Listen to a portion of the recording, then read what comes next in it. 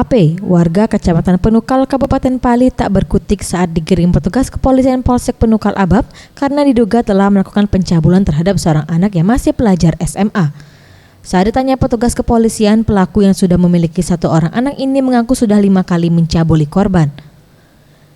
Kapolsek Penukal Abab Ibtu Acep mengatakan penangkapan pelaku berdasarkan laporan dari korban dan orang tuanya dan juga berdasarkan bukti permulaan yang cukup. Tersangka AP 29 tahun kita tangkap berdasarkan bukti permulaan yang cukup karena diduga telah melakukan persetubuhan dengan ancaman kekerasan terhadap korban yang masih di bawah umur berusia 16 tahun. Untuk mempertanggungjawabkan perbuatannya, tersangka pelaku terancam hukuman penjara selama maksimal 15 tahun penjara dengan melanggar pasal 81 ayat 2 Undang-Undang 35 tahun 2014 mengenai kekerasan terhadap anak. Boris Simbolon, Sriwijaya TV.